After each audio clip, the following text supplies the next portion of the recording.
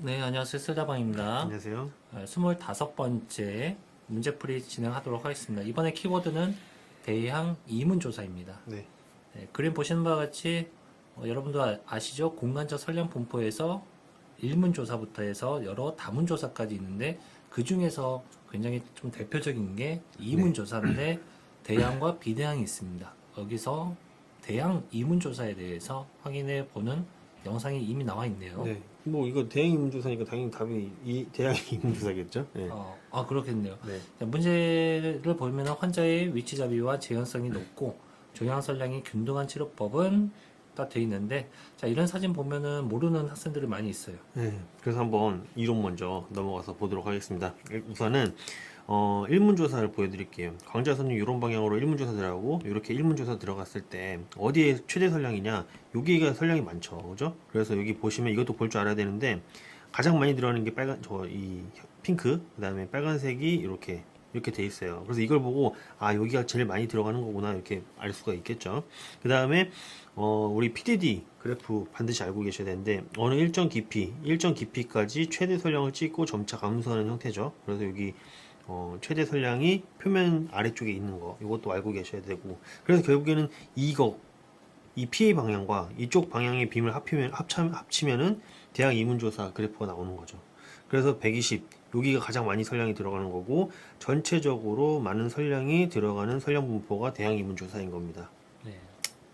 좋습니다. 대양 이문조사 딱 보시는 바와 같이 왼쪽 아래쪽 그림에서 보시면은 사실 요게 이 그림을 잘 기억해 두시면 될 것 같아요. 그래서 보통 우리가 AP 방향, PA 방향으로 이렇게 대학 이문조사가 되는데 장점과 단점이 굉장히 명확히 있습니다. 네. 명확히 있는데 장점도 있지만 단점도 굉장히 중요한 포인트로 잘 보셔야 됩니다. 네. 그래서 이건 뭐 김대원 선생님이 설명해 주시면 좋을 것 같은데, 보통 임상적으로 봤을 때는 이 방향은 두 방향이 맞는 거고 치료 변변은 여러 가지 단순 치료가 되는 거죠. 네. 단순 치료가 되기 때문에 이거에 맞는 장단점에 대해서는 꼭 알고 계셔야 됩니다. 네. 그래서 보시면은 셋업이 용이하다는 거는 그냥 누워서 앞뒤로 방향으로 방사선이 들어가기 때문에 셋업이 그냥 누우면 되기 때문에, 그래서 셋업이 편하고 그다음에 치료하는 방식도 편하죠. 근데 보시면은 중심부 설량이 최대 설량 지점보다 낮을 수 있다. 이게 무슨 얘기냐면은 아까도 말씀드렸다시피 여기가 최대 설량 지점이에요. 근데 종양은 여기 있잖아요.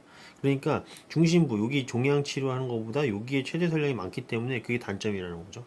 그 다음에 대신에 그 다음에 종양의 위아래 당연히 고설량 영역이 여기에 생기겠죠. 이게 단점이고, 그래서 설량 분포도 이 장구통 모양처럼 이렇게 생긴 겁니다. 이 장구통 모양 형태로 돼 있다는 것도 지문에 나온 적이 있으니까 꼭 알고 계시고, 그 위아래로 고설량 영역이 생긴다는 것을 이 티슈 라테랄 이펙트라고 합니다.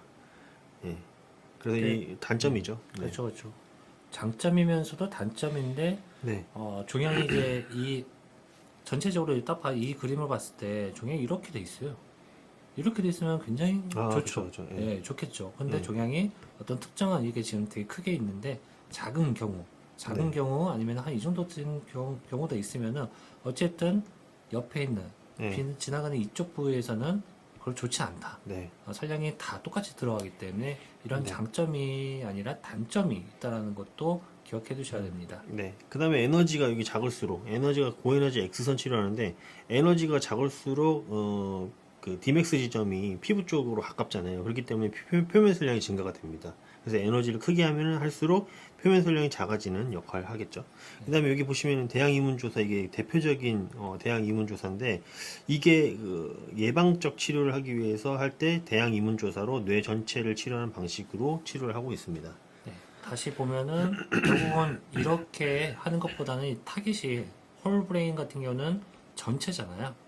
전체 같은 경우는 당연히 이랬을 경우에는 대양, 이게 라이트 레프트 방향인데 이렇게 되면 굉장히 리얼리티하게 원하는 장점이 되겠죠. 장점이. 그래서 이런 부분에서는 굉장히 유효하게 쓰는 치료 테크닉이다 라고 보시면 되겠습니다. 그래서 여러분들 이게 대양 이문조사, 일문조사, 직교 이문조사, 접선조사, 사문조사 이거 특징을 다 알고 있어야 돼요. 이거는 뭐 알고 계셔야 되는 거니까 여러분들 꼭 기억하고 계시고요.